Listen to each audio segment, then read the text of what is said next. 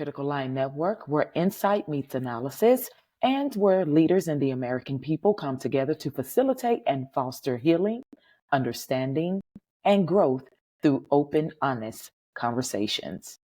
Unfortunately, due to a medical emergency, Miss Carlina Williams will not be joining us this week as scheduled. Please keep her in your prayers. She have to go have surgery, but she will join us in August, and we will continue the conversation and the interview that we have coming up for you guys, okay? It's going to be good, so stay tuned. Now, with that being said, it is 2024. With all the talk about diversity, equity, and inclusion, why are Black Americans strategically being targeted, discriminated against, censored, and fired in corporate America? Is it racism? Is it systemic? Or are there other underlying factors that the status quo has been avoiding to address for years? Black on Black discrimination. Should not this topic also be discussed as much as systemic racism is discussed in the media?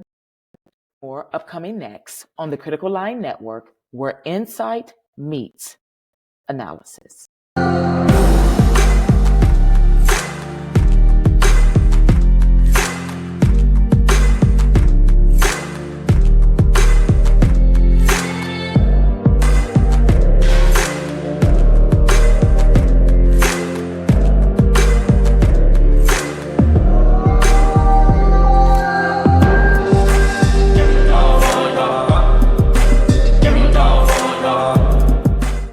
I'm Abike, your host. Today's discussion is about systemic challenges in 2024 that Blacks are facing in America, and specifically corporate America, from censorship to challenges economically and also to outright discrimination. These issues are not only impacting individuals, they're also impacting entire communities.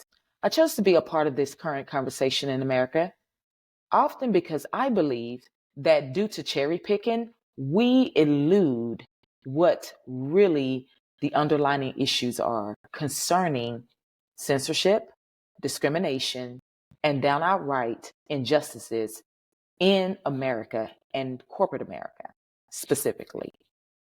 The dangling cherry that we keep reaching for is a total distraction to our healing, growth, and progress, not just as Black people, but as a nation as a whole. I want to go beyond examining the external influences of discrimination, censorship, and injustice to confronting a complex question that does not have a one-stop solution. Are all the issues we facing in 2024 in the workforce merely racial systemic issues?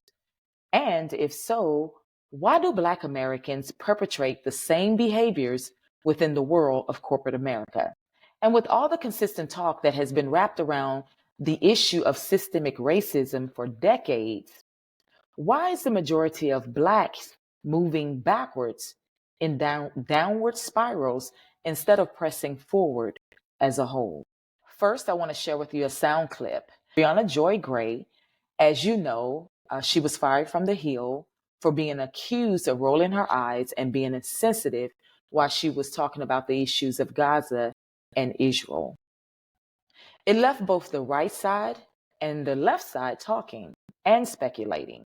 But when the full video surfaced on the internet and in the media, we got to see more of a bigger picture, and that perhaps Miss Brianna actually was discriminated against and unlawfully fired.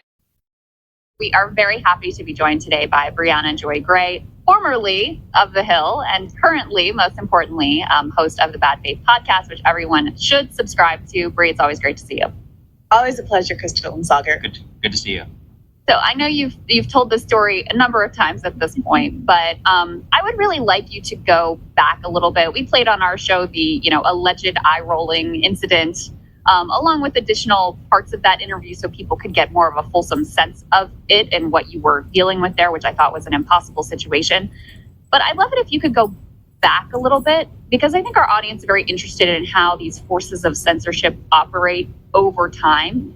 and the type of pressure that you've been under at the Hill, escalating post October 7th, but even before that, perhaps? Yeah, that's a really good question. And I'm glad you're focused there, because I do think that in the immediate aftermath of the firing and the kind of rationale that were presented for why it happened, the larger story of the fact that this has been going on for months and months, lighter versions of censorship is kind of a threat of the actual termination has been happening.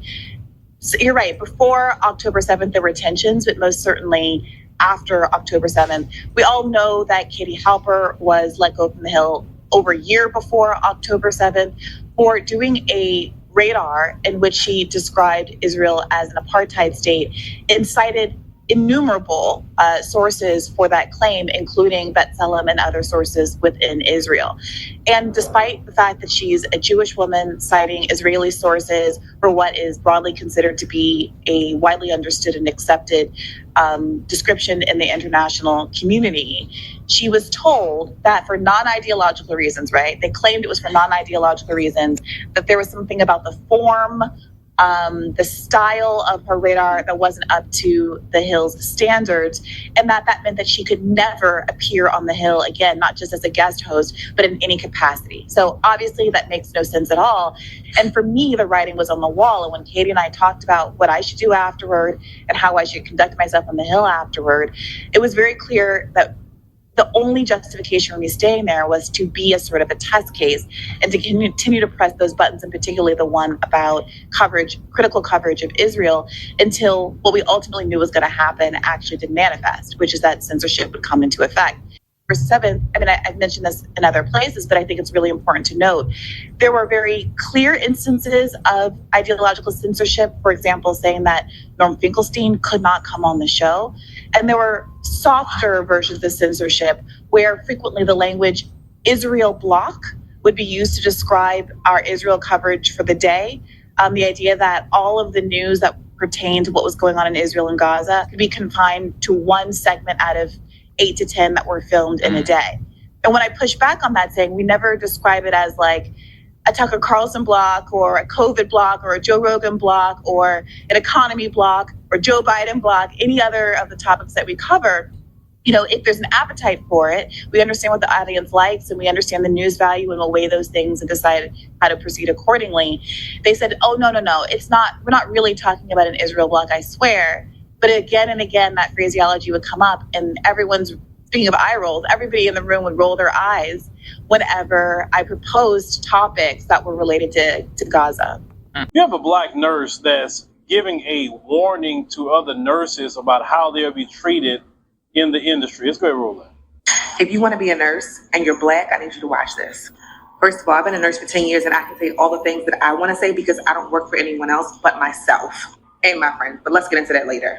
When you work in certain specialties that traditionally black nurses have not been able to get into, there will be a moving target on your back. If you have a social media, they will find it. If you make a joke online that has nothing to do with work, they will say that it's about work and about them. They will lie and they will backstab. There are a few things that I want you to know to help you get through this. Number one, you are not crazy. It is happening to you. But I want you to find someone that you trust. And oftentimes that person is not going to be someone that you work with. Second, when you are being targeted or attacked, document everything. Write it down. You will need it. Third thing, you are not a tree. You are not planted anywhere. You can always get up and leave. Lastly, it's not on you, it's in you, and it does get better. But the thing is, it's not only nursing, it's any field that you work in here in America.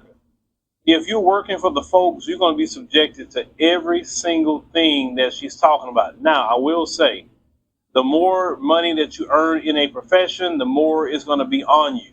So, of course, nurses make a lot of money. And, of course, they don't like to really see a lot of black nurses. They always going to feel a certain kind of way when they see black people making that good money. So many stories trending online about discrimination and racism and censorship also. It seems like what used to be the bottom of corporate America and all too common that it would happen to us everyday people is now beginning to climb the corporate ladder. I know myself, I've been discriminated against and I've been censored at times and even let go because of standing up for what was right. And my particular position didn't want to hear it at the time. The people who worked in their positions, they just didn't want to hear the truth, or they didn't want to stand for what was right, or they had their own ideas. So again, we do encounter this type of behavior on the job. But that's not solely my argument or stance for today. What I do question sometimes from my experience and from the experiences of other people is when we are looking at these issues in light of mainstream media, is it possible while we are cherry picking over these topics, could we be overlooking and avoiding the real root causes and the underlying issues of race, discrimination, and censorship? Are we overlooking the root? And are we just using the titles of race, censorship, and being fired and not getting to the root so that we can really deal with these things and really fix them and move forward? Are we assigning the wrong arguments and debates, aka our energy, our time, and efforts to the beast of this situation called injustice? Is this a matter of systemic racism, or is it just what we all know to be true, whether we're Black, white, Latina, Mexican, Asian, truly know to be true, and we keep overlooking, knowing that it will take some time, energy, effort to admit, correct, and heal? Are we overlooking it? Are we cherry picking on these topics? I believe we are. It's so much easier to keep dancing around the cake, the icing on the cake, and to keep picking and eating and pinching off of the cherry on top of the cake and never really slicing into that core of the cake, the rotten cake, to throw away what is not edible to us, the American people, or its leaders. Come on, think tanks, leaders, and world changers. This is our moment. This is our moment to take off the dirty mask and to get busy, to be bold, be courageous, and to cut the daggone cake. Just cut it. Just slice it down the middle and look at the rotten core of what's inside. This is our moment to make history, to make true change and progress for the American people, not just for some, but for all. Don't you think so? Don't you think it's about time? At least for those who really desire it, who want it. Because the truth be told, not everyone will and not everyone does want true change, no matter what race they are. I want to switch it up a bit and I want to play you a video of Duvernay reading Toni Morrison. As you know, Toni Morrison is American Pulitzer Prize recipient and a renowned writer who has produced many works and books over the issues of race, systemic injustice, and discrimination. Take a look.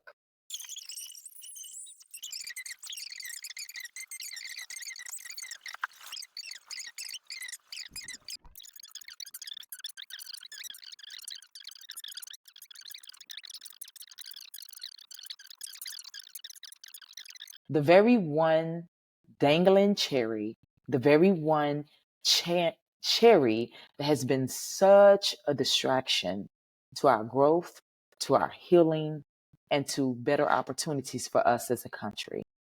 Systemic racism. It is the oldest talked about subject in the book.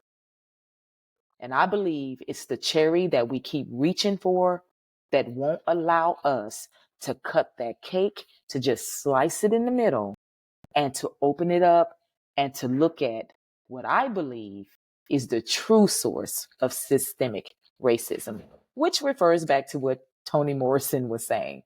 That's why the video resonates so much with me. Now, before we step into that part of what I believe what causes systemic racism, understand what systemic racism is. Let's just define it, or at least joggle our memory. Systemic is fundamental to predominant social, economic, and political practice. Let me say that again. Systemic is fundamental to a predominant social, economic, and political practice. The key word practice is letting you know that this is a practice. Systemic and systematic both come from the word system. Systematic is more commonly used in our society, and it is most often used to describe something that is done accordingly to a system or a method. Again, it goes back to a practice. So, Black people, let's stop picking this cherry, pinching off of it, tasting it, dancing around it, looking at the cake, won't open the cake, won't look at the poison, won't look at the mess, and let's get to the real issue. I got a real question for us Black people. I really, really do.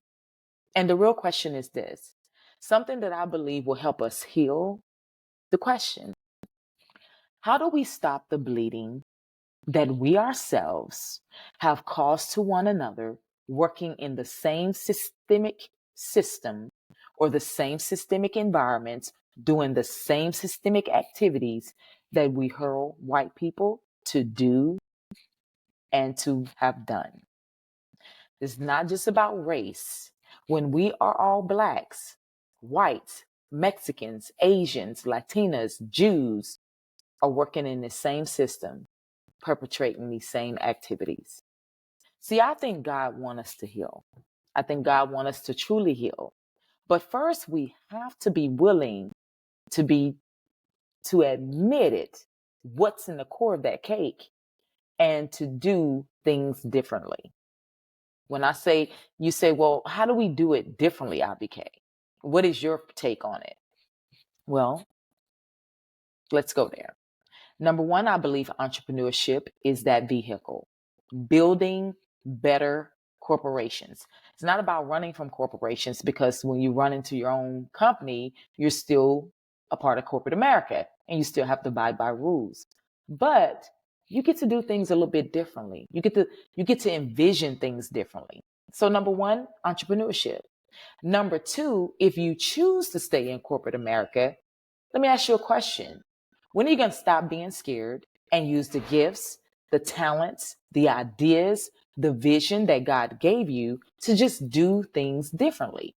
Now, let's just say you can't do things differently. Let's just say you work at a company where it just doesn't work that way. How about moving to a company that's more innovative that does? And if you can't do that, how about developing the mindset of owning your own?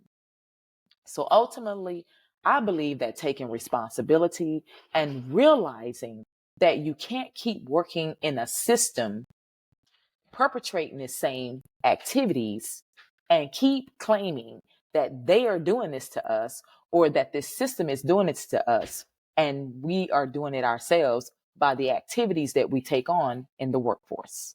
Remember, we make money and we profit from this very system that we complain about. That's why I ask, how do we do it differently? Now, since this is a show about being open, about healing, about bringing the truth to the table, so that we can do better, be better, not just as citizens, but as leaders in our country, I'm going to give you my take. Because again, this is about diverse opinions, about diverse conversations, so we can bring all of it together and be better. So I'm going to give you my take. I'm going to share with you what I think and why I feel this systemic, what we call racism or censorship or injustice exists. I know this is going to go down the line. Jealousy, hatred, fighting over positions, power, authority, money, profit, cultural influence, the superstar mentality dynamics. Be better, have my money, all this stuff that this culture is into. If it don't talk money, it don't make sense. You know, that kind of mentality. Backstabbing, politicking, spiritual theft, the theft of ideas, the theft of people proprietary intellectual information, and not sharing back with one another on those ideas and helping one another benefit, instead just being greedy and taking. And the lack of empathy and care for one another. You understand what I'm saying? So that's my take on it. Though that's the core, that's that cake stuff. See, the cherry is the pretty words like hashtag racism, hashtag social injustice, hashtag Black Lives Matter. But what about the honest core of the cake? Hashtag heal what we know to be true so that we can become better leaders and citizens, and therefore becoming better Americans. And therefore, this beautiful nation will actually be the light on the hill that we know that we can be. Hashtag. How about that? You know, the Bible says this. God was asking the Bible, according to the Bible, we heal our land? How do we heal our nation? And the word came back unto them. If my people who are called by my name will humble themselves and turn from their wicked ways, hence that list I was given, because we all know it's all about that core rotten stuff in the cake. If we would turn from our wicked ways, that God will heal our land. Ain't that something? It didn't say racism. It didn't say systemic ideas or all these things. It said wicked ways. It addressed the core. You understand? The core of that cake, not the cherries on top. Now, as we near the end of this discussion, let's focus on solutions. We talk. We're always talking. But I think it's time as a country we start focusing and acting on solutions as we start delving into the core of what the darkness is. We have to, again, provide solutions. We can't just keep talking about it. I want to stop because I want to address all of the people in America who truly have been making effort to do things better in your companies, in your communities, and in your homes. I really do know that it's not easy. You're not in mainstream media. You're not getting the praise. You're not getting the glory, but you're doing the actions and you're doing those small things of what it takes. Because remember, it's the small things that move the ship along. Remember, the ship is this wide, but the little steering wheel is this little. So I just want to stop and say thank you and address you, okay? Now, back to what I was saying. We're going to go now from talk to what we call transformation. This is easier said than done because, like I said, it takes a lot of energy, honesty, effort, and focus to build up a community of Blacks in the workplace with trust and with truth. You know, it takes more effort. It's easier to sit back. Systemic racism. It's easy to do that. It's easy to dangle that little cherry, but to cut the cake open and to address the real issues, that's the part where it's really going to take work. It takes a willing heart to face the truth. It takes an open mindset to deal with these real issues of discrimination, which are the sins of our hearts and our mind. And it's us rolling up our sleeves and getting to work to heal ourselves of this unjust mess that has been perpetrated from generations to generations to generations. No matter who is at fault, it is our responsibility to break the cycles. And with that, my friends, it takes honesty, courage, and work. Now let's go back to the nurse that we listened to earlier in the show. What could she have done better where she could help assist Black people as a nurse in the medical field when she's treating them so that they don't succumb victim and prey to the system, not just on a financial level, but on a physical level, on a spiritual level? What are some of the things that she could have done? Because we want to complain about how we're treated, but sometimes we don't look at the other side of the coin when we're working in this system, how we're treating each other. And most of all, how our people are meted up in the profession and how insurance is profiting off of that. Now, I want to give you a story. This story, it's personal. It's about my own cousin. I'm not going to say her name. I'm not trying to make her look bad. But I have a cousin that works in the medical field. And I was at her house for a period of time. And I used to watch her. She works not only in the medical field, she works with insurance also. So she has to comply with insurance when she's working in the medical field, and she has to deal with her patients. She do outpatient care. So she would get on the phone and make her rounds in the morning, and she would call her patients. Now, you have to understand that healthcare professionals have one mindset. Patients have a whole totally different mindset, and that there are dynamics to this thing when it comes to healthcare and patients. Healthcare professionals feel in their education and their research and the way that they perform, they feel that they are giving you the best care possible.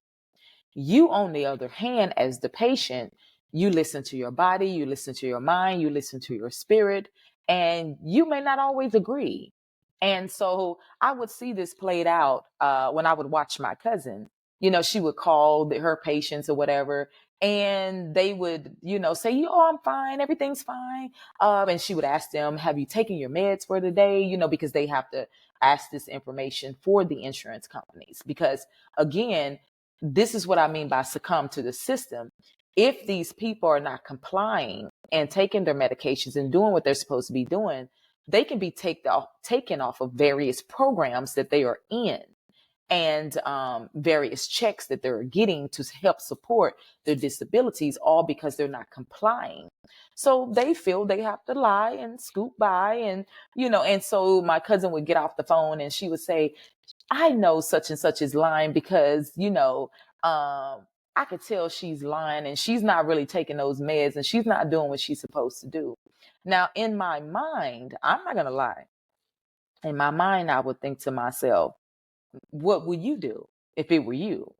You have to put yourself, you're making money. This is your profession. But if you're in the patient's shoes and they feel that the what you're giving them is not helping them, and they feel that they have to scoop by and lie by and say whatever they have to say just to get by, just to keep their benefits, but at the same time protect their bodies, what would you do if you were in that situation? So that's why I give that example, because I want us to understand, like, how do we think of ideas and holistic ideas so that we can do things better, so that we don't impair our people and we don't prey on our people. It's not just about getting in a profession. God allow you to get in these professions so you can learn, but you don't stay there and you don't stay stuck there. The aim is to grow and to do better and to become better. That's the whole aim, so that you can get out and do things better. You do understand that, right? So that's why I wanted to share a little bit about that. So in all of that, in what I've had to say today, I hope you truly get my heart and what I've wanted to communicate. And what I had to say in this video. And in my closing remarks, we disrupt the status quo. We dispute misinformation. We continue to push boundaries, break barriers, and strive for an America where we can be better, do better, and have better. Now, until next time, with that being said, As Dan Rather would say, courage, my friends, courage.